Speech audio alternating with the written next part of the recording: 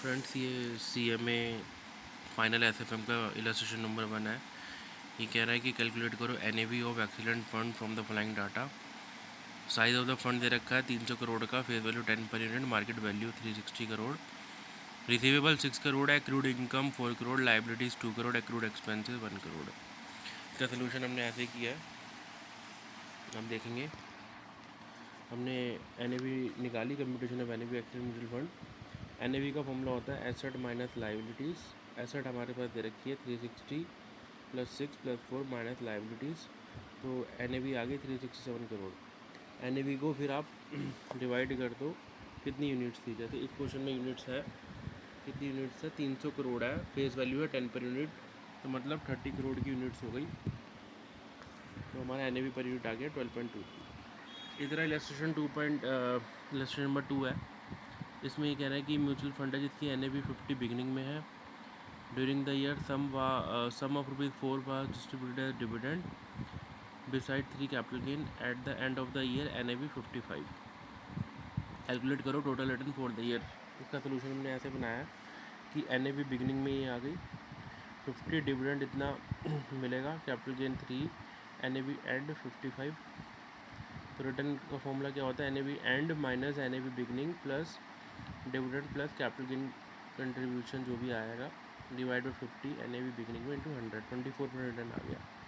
Case 2 में ये कह रहा है कि suppose the aforesaid mutual fund in the next year declare a dividend of ₹5 as income distribution and no capital gain distribution, and NAV at the end of second year was ₹50।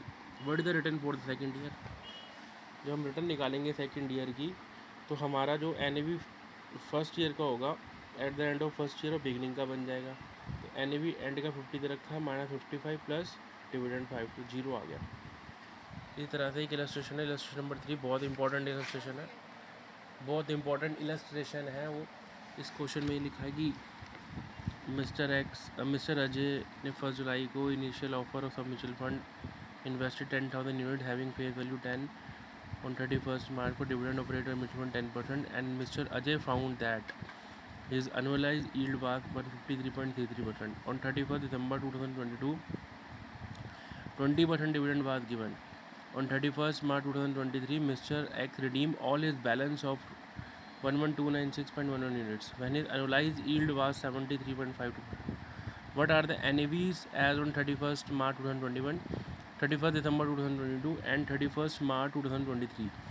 इसका हमने ऐसा solution किया है कि पहले हमें ये लिखना होता है, ये पेपर में भी ऐसे ही आप लिख के आ सकते हैं कि कंप्यूट करो कंप्यूटेशन हम क्या निकाल रहे हैं, NAV निकाल रहे हैं 31st मार्च, 31 दिसंबर, 31 मार्च। मिस्टर अजय ने 1 जुलाई 2022 को इन्वेस्ट की 10,000 यूनिट्स इन म्यूचुअल फंड।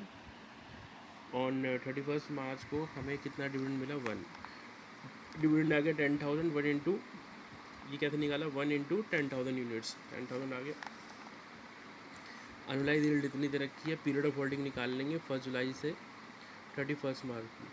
हम यहाँ पे वही डेट लिखेंगे जिस डेट की हमें NAV निकालनी है, उसका पीरियड निकाल लो, फिर इसको प्रोपोर्शनल मेथड की बेसिस पे 9 मंथ्स की रिटर्न निकाल लो, परसेंट ऑफ रिटर्न का फॉर्मूला लगाओ, हमारी NAV निकल के आगे 20.5। ये जो हमें लेकिन डिविडेंड मिला है, इस क्वेश्चन में हम ये अजम्पशन डालेंगे, हम क्या अजम्पशन डालेंगे